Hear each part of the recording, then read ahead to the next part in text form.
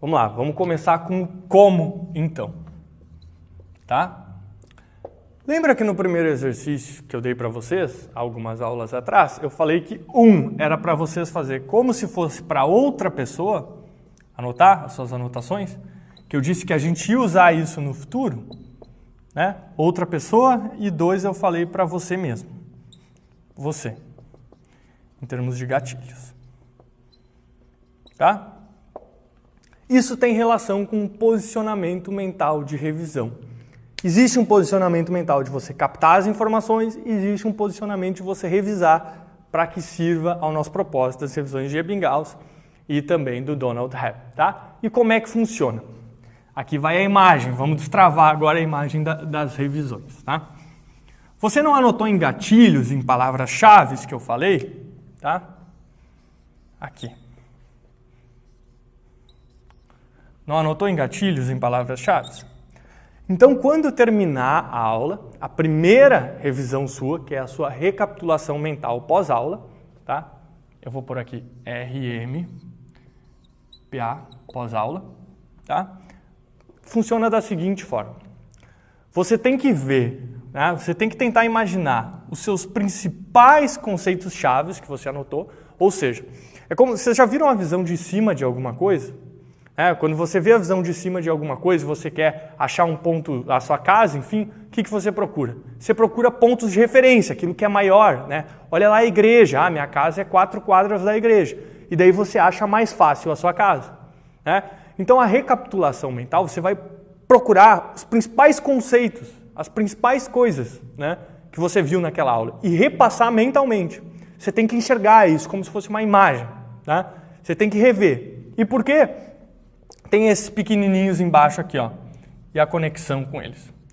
Porque depois que você vê esses conceitos chaves, é como o pensamento irradiante de Tony Buzan, ou seja, o nosso cérebro funciona de maneira irradiante, tá?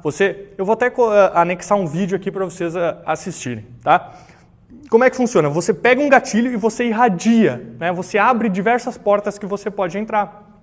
Então, no momento que você acha o conceito maior, tá? É como se fosse um carimbo e você abre outras portas que você pode acessar, dos detalhezinhos, vamos dizer assim, tá? E esses detalhezinhos, aí entra a técnica do Richard Feynman.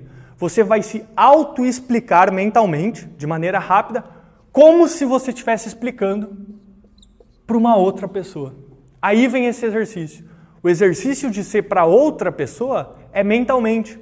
Como se você estivesse dando uma aula para outra pessoa, porque isso força a didática, força a clareza. Né? Força abrir essas vias, manter elas abertas. Tá? Então você vai pegar os seus conceitos chaves que você anotou mentalmente, né? Que você sabe que são os conceitos chaves, e você vai explicá-los para si mesmo, passar, né, de maneira mental, como se fosse para outra pessoa. Em especial para uma pessoa de 12 anos, o Richard Feynman coloca. Por que 12 anos? Porque tem que ser extremamente claro. Tem que estar extremamente claro. Então você faz uma narrativa mental para você mesmo de tudo que foi aprendido na aula. Veja, isso aqui, tá? Em termos de convencimento, aplique uma vez, tá? E teste no final do dia o que você vai saber do conteúdo. Ou pegue, se você tem outros colegas, enfim, na aula, que estão fazendo a mesma aula, teste o seu conhecimento com eles. E teste de uma vez que você não vai fazer isso. Você vai ver a diferença.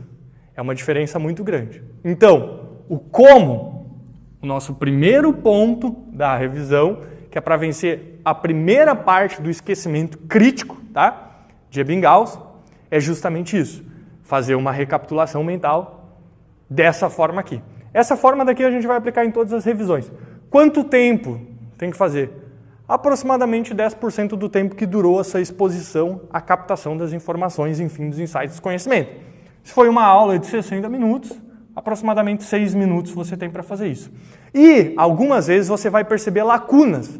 Você vai sentir que está se esquecendo de algo. Você vai sentir que uma luz já está se apagando, né, que você não está conseguindo irradiar. Daí você olha as suas anotações. E daí você olha o botão, né, que é para apertar e para você irradiar, para você resgatar, para você lembrar. E essa é a magia que você vai ver da coisa. Que você vê aquela palavra de resgate e você consegue trazer de volta para sua memória. Seria como assim, ó, mais ou menos. Seria como se você deixasse um carimbo aqui, né? Isso aqui é um oceano, tá? e as suas memórias estão aqui, a sua retenção, a informação está aqui.